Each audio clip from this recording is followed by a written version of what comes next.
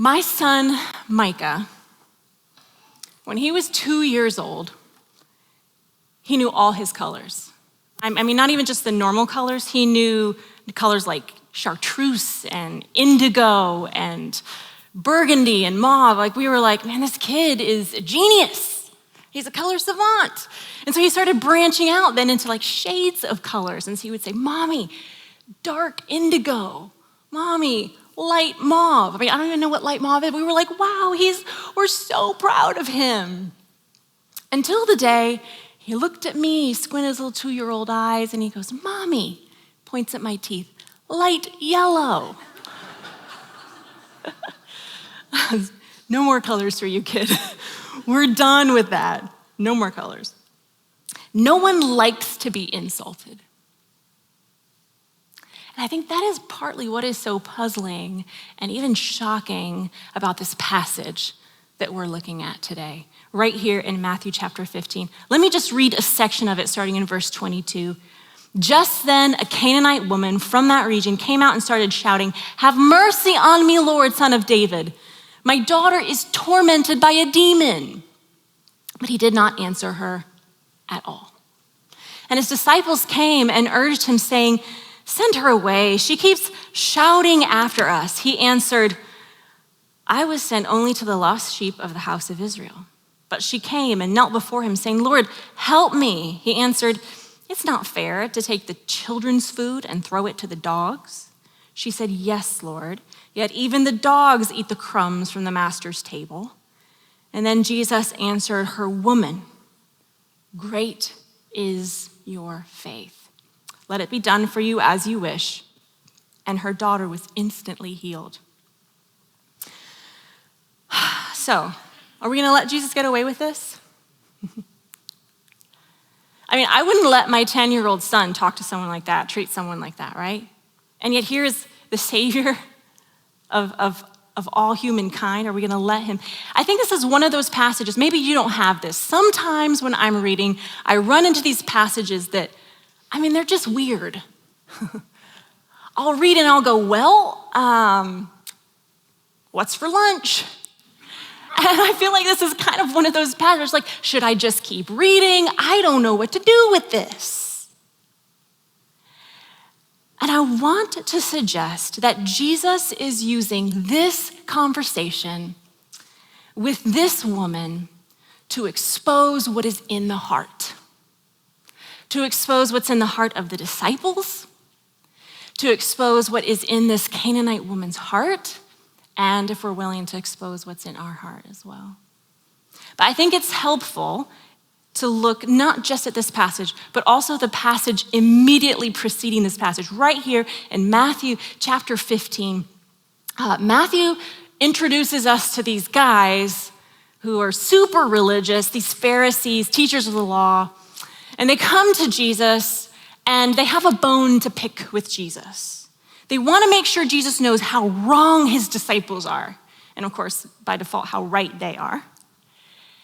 And Matthew's careful to point out to us that these religious leaders have traveled all the way from Jerusalem. And Jesus is in Galilee, the region of Galilee at this point. So we're talking about like a 3-4 day journey that they've traveled just to confront Jesus, just to complain to Jesus about this one thing. Here's their beef. Their beef is that the disciples are not washing their hands before they eat.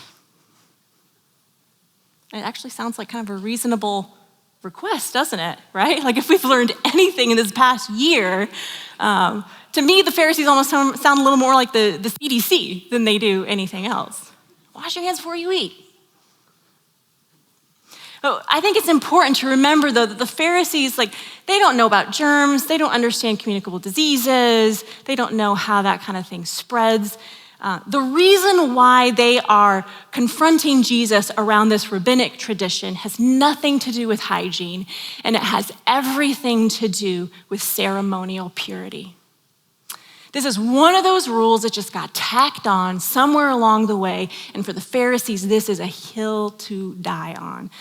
It's not like the Pharisees are trying to do the disciples a favor, like, hey, just want to make sure you don't get strep throat, This is them going, guess what? You're filthy, you're impure, you're unclean, and by the way, we're a lot better than you.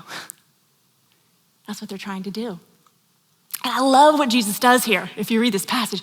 Jesus basically steps up and he gives these Pharisees a verbal spanking. It's like one of those mic drop moments for Jesus.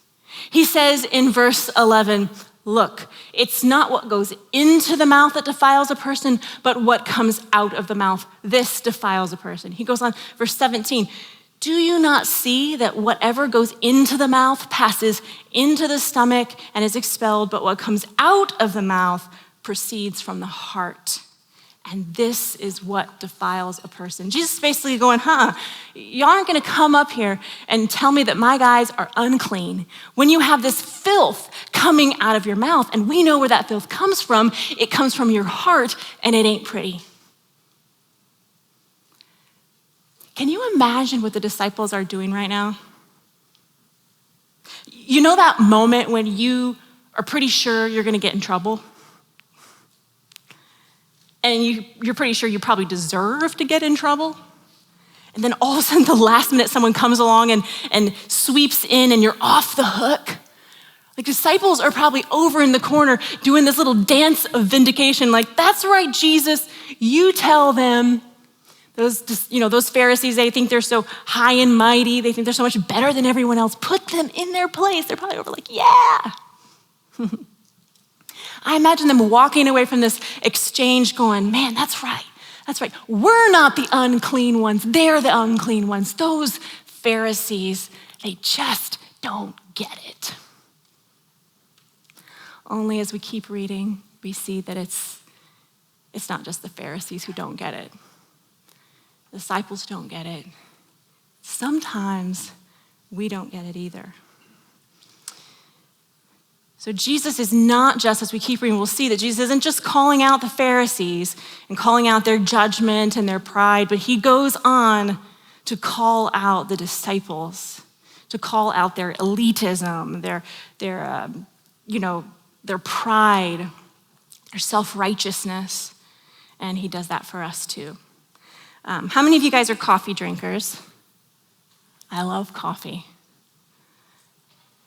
Pastor Steve's not here today, right? So I'm gonna pick on him for a minute. He can't defend himself. Imagine for me that Pastor Steve ran up on this stage, shoved me for no reason, and I spill my coffee. Probably because I, said something about the Detroit Lions or something like that. I don't know, because they're terrible. So why did I spill my coffee? Why did I spill my coffee? I think we want to say that I spilled my coffee because Pastor Steve has anger issues. He doesn't, I'm just kidding. But the real reason I spilled my coffee is because I had coffee in my cup. If I'd had tea in my cup, I would have spilled tea. If I had had water in my cup, I would have spilled water, because whatever is in my cup is what spills out. Whatever is in my heart is what spills out. And this is really what Jesus is getting at here when he says in verse 11, look, it's not what goes into the mouth that defiles a person, it's what comes out of the mouth. This is what defiles a person. So what Jesus goes on to do here is, yes, he's pointed out the dark-heartedness of these Pharisees, but he's turning his attention to the disciples. And he's gonna provide a real-life example, an opportunity for them to see what is actually in their heart, to jostle their cups, so to speak, and see what comes out. Because here's the thing, we're real good at pointing out all of the judgment and the pride and the self-righteousness and the ugly hearts of other people. It's a lot harder sometimes for us to see that in our own hearts, isn't it? So Matthew tells us that this woman comes to them. She comes to them, she's a Canaanite woman. And so we know that she's a Gentile. And any good Jew would want to have nothing to do with her. She's a Gentile, she's a woman. And these disciples are good Jews, at least today they are. I mean, I think they're kind of in the pinnacle right here of being good Jews. because they're flying high on this encounter they just had with the Pharisees. I mean, these religious leaders who traveled all the way from Jerusalem to talk to Jesus, they watched Jesus put them in their place and defend the disciples, and they're probably going, that's right. Like, they're probably going, man, like, we're going places. Our stock is going up. We're hitting the big time, Jesus. And they're kind of flying high, and then all of a sudden, this Canaanite woman comes, and they want to go, man, she's filthy. She's unclean. She's impure. Not seeing that this is exactly what the Pharisees had just done with them like a day earlier. And so Jesus is going, all right, y'all, you really don't get it, do you? And so he uses this as a teachable moment. And I love the way that Jesus does this. He employs this ancient wisdom, and it's a kind of wisdom that we've seen in Scripture before. It goes all the way back to Solomon, the wisest man who ever lived, King Solomon. Maybe you remember the story. There were two mothers that came to Solomon, and they were fighting over they had a baby, and they're both saying, this is my baby, no, it's my baby. Only one of them was lying, because that night, in the middle of the night, she had rolled over on her child, and that child had smothered to death, and by the time she woke up and she realized it, the child was dead. So real sneaky like, she took that baby and she switched places with this other mother's child, and by the time that mother woke up and she saw this baby, but she's a mom, like she knows this is not my child. And so here they are in front of King Solomon, both saying this child is theirs. King Solomon does this thing. He turns the tables on them. He says, all right, tell you what, let's cut the baby in half. Half can go to this mother, half to the other mother, problem solved. Only the mother who's the real mother goes, no, it's okay, she can have my child. And in that moment, every single person in the room knew exactly who the real mother was.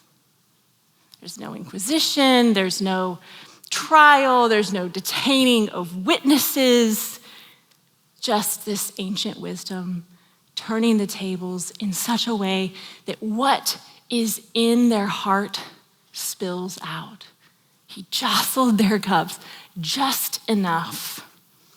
And this is the same kind of wisdom that Jesus uses right here.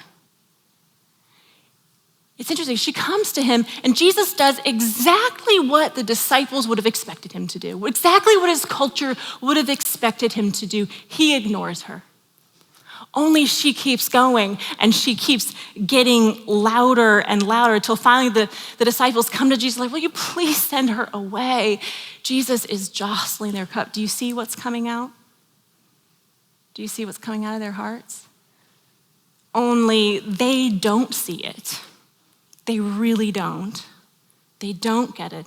Because everyone around them and everyone back home and everyone they grew up with justifies that same response. They feel completely justified in their judgment because they're like, well, that's what everybody else says. Listen carefully. When we surround ourselves with people who look like us, who talk like us, who think like us, who vote like us, who live like us, it's a breeding ground for this kind of pride and judgment and arrogance and self-righteousness to flourish. Where in your life are you surrounding yourself with meaningful relationships with people who are markedly different than you are?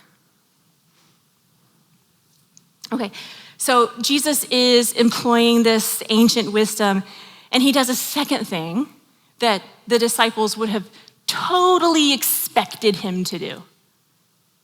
First he ignored, now he insults her. He says, I'm busy dealing with the lost children of Israel. It's not right to take bread away from the children and feed it to the dogs. Now I know that Jesus uses a diminutive form of dogs there. It's kind of like saying puppies, but can we just agree that I don't think he meant it as a compliment? Remember that dance of vindication the disciples were doing when Jesus was putting the Pharisees in their place, where they were like, that's right, Jesus. Man, I imagine those disciples are doing that same dance of vindication right now. They're like, that's right, Jesus. You put her in her place. You tell her how it is. Only she comes back again. And she says, yes, but even the dogs eat the scraps that fall from the master's table. And this is it, guys. This is the moment. This is where Jesus does it. He's been jostling their cups. He's been jostling their hearts for a while now. And this is the moment where he turns the tables on them, where he says something absolutely shocking. He says, "Oh, woman, your faith is great." Some translations say, "Oh, woman, your faith is something else." I love that. But can you imagine the disciples in this moment? And it has to just sting a little bit more when you look at the context for just a second, because, just a few days earlier, if you look at the end of chapter 14 in Matthew, just a few days earlier, the disciples had been rowing a boat across the Sea of Galilee, and Jesus came walking to them across the water. And Peter, who's, your go big or go home guy, gets out of the boat and he's like, "I'm coming, Jesus." And he starts walking and he gets distracted by the wind of the waves. He starts to sink and Jesus reaches his hand out and saves him from drowning. Anyone remember what Jesus says to Peter in that moment? He says, "Oh, you of little faith, why do you doubt?" Can you imagine Peter and the disciples with that ringing in their ears, being in this space where Jesus says to a Canaanite woman, "Oh, woman, your faith is great." The disciples were shocked. They were shocked. It's the same surprise that we feel when we ask for the manager, and a woman comes out, or when we meet the boyfriend they've been talking about for months, and he has a different color skin than we expected. It's the embarrassment we feel when we learn that that disheveled guy that we dismissed is actually a millionaire. It's the denial that we feel when our coworker tries to point out a mistake that we make and we're unwilling to listen.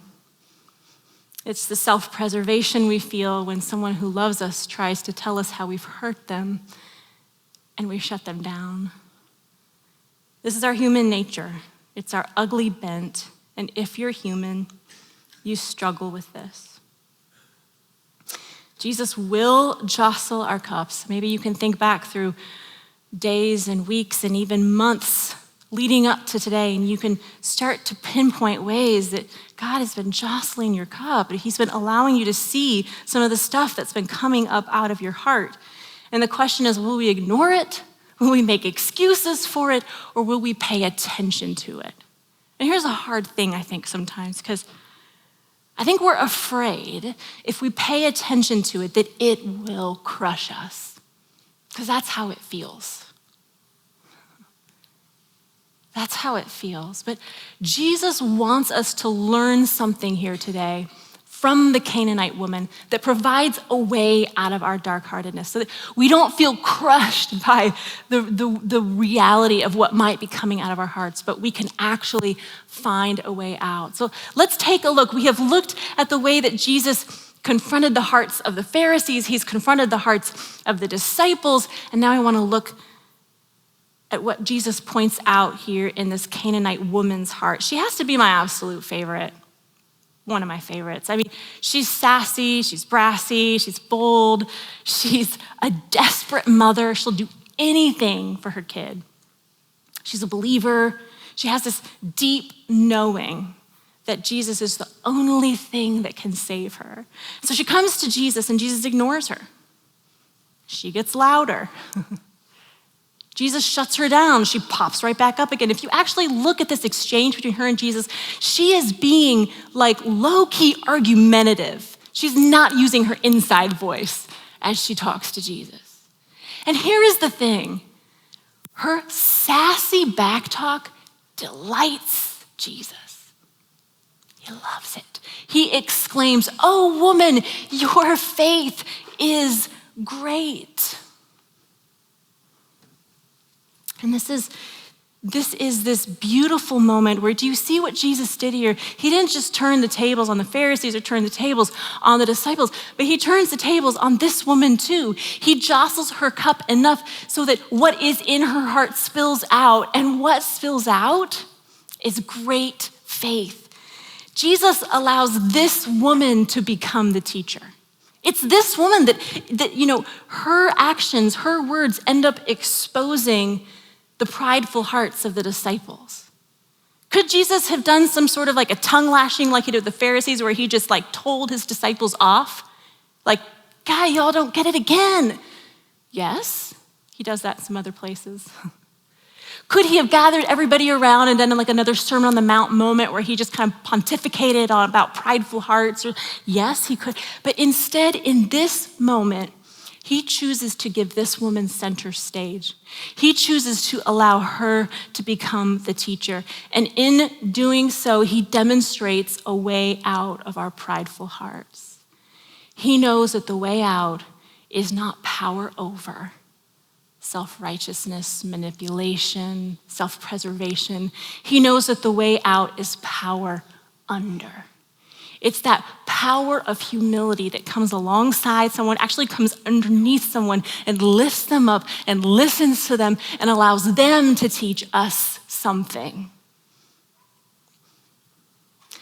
How do we access that kind of power? There's a power in humility. I think so many times when we think about humility, we think about it being something that we have there's things we have to slough off, things we have to give up.